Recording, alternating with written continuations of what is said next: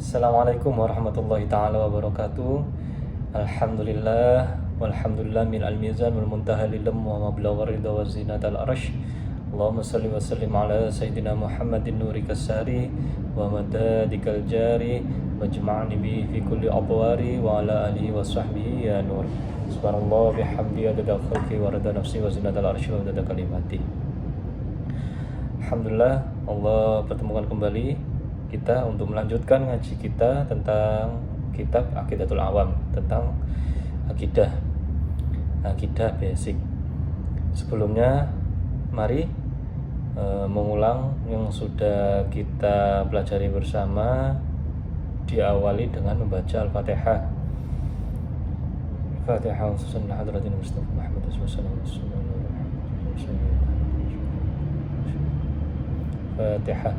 A'udzu billahi minasyaitonir rajim. Bismillahirrahmanirrahim. Alhamdulillah rabbil alamin. Arrahmanir rahim. Maliki yaumiddin. Iyyaka na'budu wa iyyaka nasta'in. Ihdinas siratal mustaqim. Siratal ladzina an'amta 'alaihim ghairil maghdubi 'alaihim waladdallin. Amin. Baik, kita lanjut ke bait selanjutnya, yaitu kita kemarin belajar wa qaimun wa ni wa wahidun wa hayy qadirun muridun alimun bi kulli syai' sami'ul basiru wal mutakallimu lahu sifatu sab'atun tamtazimu. Berarti yang kali ini kita belajar sami'ul basirul wal mutakallimu. Allah itu sami', Allah itu mendengar, maha mendengar. Allah itu basir, Allah maha melihat. Wal mutakallimu, Allah itu berbicara. Lahu sifatun sab'atu tangzazimu. Lahu, maka itu semua sifat-sifat Allah ada 7, ada sab'ah yang tantazimu, yang berurutan. Penjelasannya bagaimana? Pertama, Allah itu as-sami', Allah itu maha mendengar. Terkait dengan ini kita bisa belajar di Quran surat Mujadilah. Umumnya ditulis sebagai Quran surat Mujadalah. Tapi kalau kita menilik dari nuzulul ayah, itu lebih tepat Mujadilah.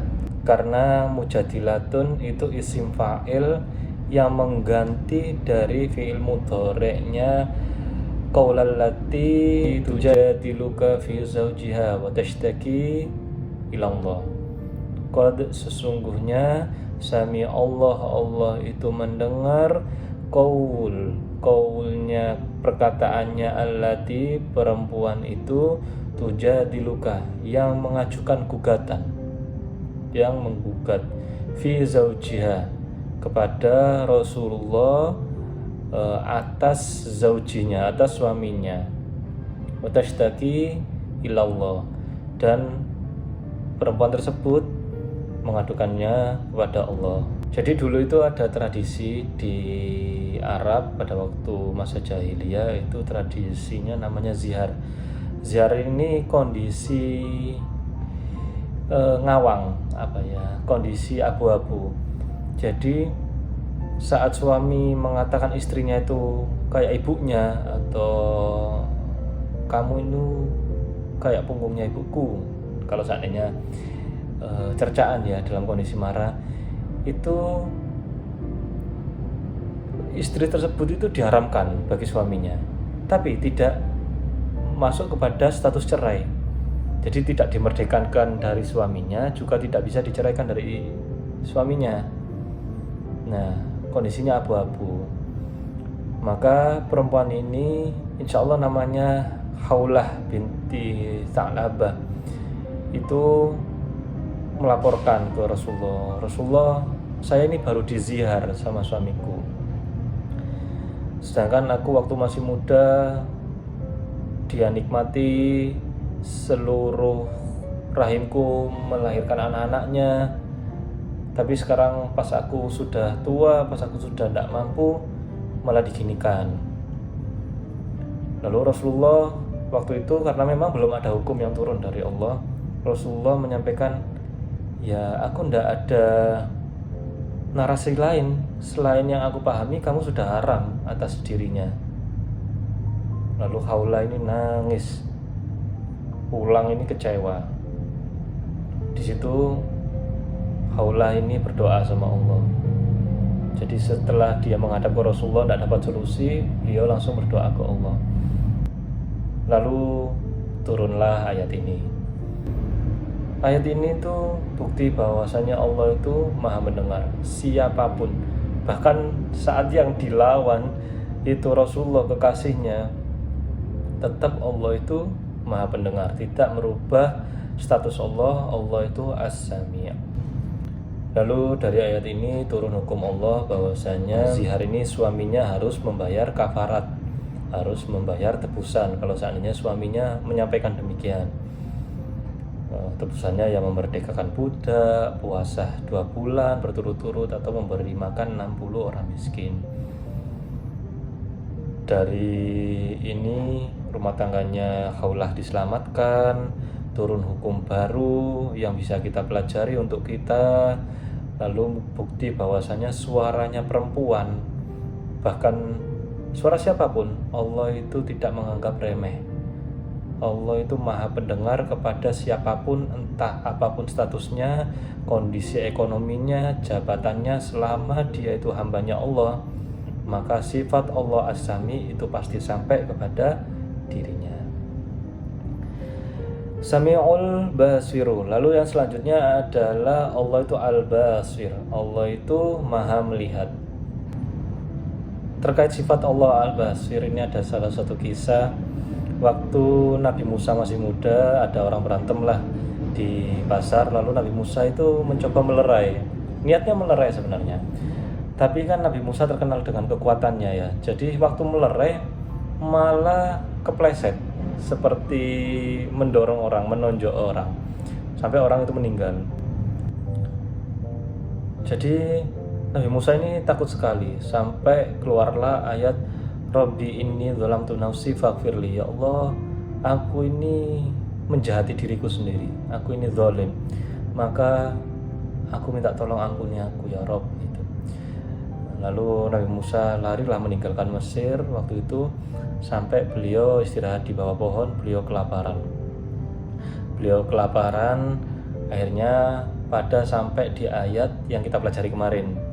Ayatnya A'udzubillahi minasyaitonir rajim, Rabbi inni lima anzalta ilayya min khairin fakir.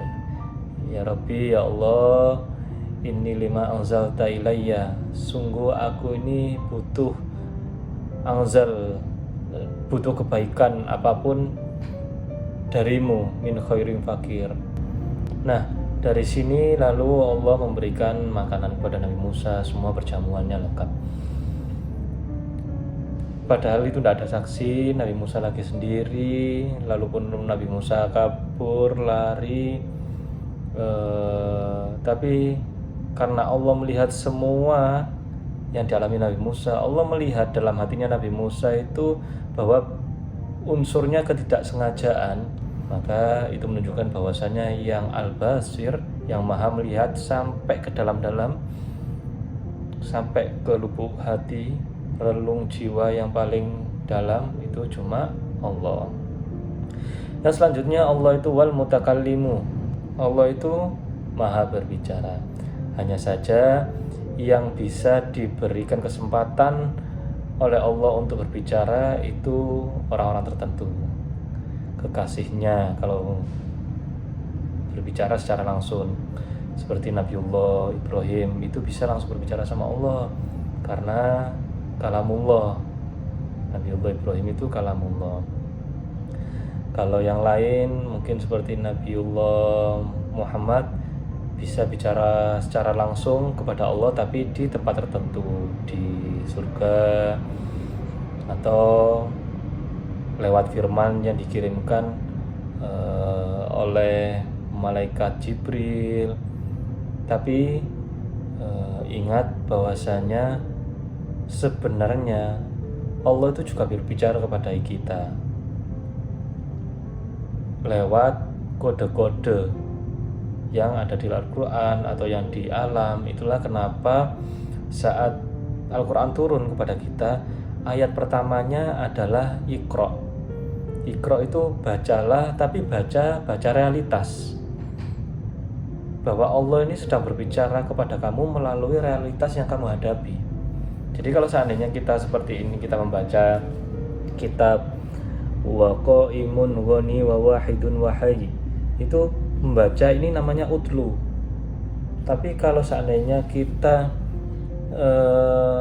membaca Iqra itu seperti wa qaimun, Allah itu qaim, Allah itu berdiri sendiri. Oh iya ya, memang iya, pohon ini berdiri ditunjang oleh akarnya itu nempel di bumi ini Allah buat lewat mineral-mineral yang semuanya itu saling terkait sehingga bisa menguatkan pohon untuk berdiri. Dia tidak bisa tiba-tiba ada pohon langsung berdiri tanpa alas, tanpa unsur-unsur yang menunjang kehidupannya. Oh iya ya, manusia itu bisa berdiri ketika Allah berikan tenaga. Dari tenaga itu diambil dari mungkin mineralnya, proteinnya, diambil dari unsur-unsur yang dia makan. Yang dia makan itu ditanam oleh para petani. Para petani ini mendapatkan bibit dari menunggu sekian lama saat Allah tumbuhkan lewat air hujan, lewat unsur-unsur yang di bawah tanah dan lain sebagainya. Intinya semuanya itu saling terkait, semuanya itu berdirinya itu berdasar faktor. Tidak qaim seperti Allah itu berdiri sendiri tanpa penunjang, tanpa sandaran. Nah itu Iqra. Dan semua hal yang Allah hadapkan ke kita itu yang perlu kita iqra'i. Kalau seandainya kita kepingin memahami betul bahwasanya Allah ini sebenarnya berbicara loh pada kita, Allah ini sebenarnya komunikasi loh sama kita. Dan dengan itu kalau seandainya memang kita belum bisa mengiqra'i setiap peristiwa yang Allah berikan, katanya para ulama itu caranya Allah mau ngajak ngobrol sama kita itu coba dilihat, hari ini kita ditakdir baca Quran enggak sama Allah. Kalau kita ditakdir baca Quran, maka Allah lagi mau ngobrol sama kita. Tapi kalau seandainya kita tidak ditakdir baca Quran, berarti Allah masih belum mau ngobrol sama kita. Mungkin ada beberapa kesalahan kita yang perlu kita istighfari. Lalu lahu sifatun sab'atu tantadimu. Nah, itu semua sifatnya Allah 7 yang berurutan. Jadi qudrat, iradat, sam'un, basar, haya, ilmun, kalam, istamara. Jadi itu yang kita pelajari kemarin-kemarin. Semoga ada manfaatnya. Wallahu muwaffiq ila aqwamit thoriq. Assalamualaikum warahmatullahi taala wabarakatuh.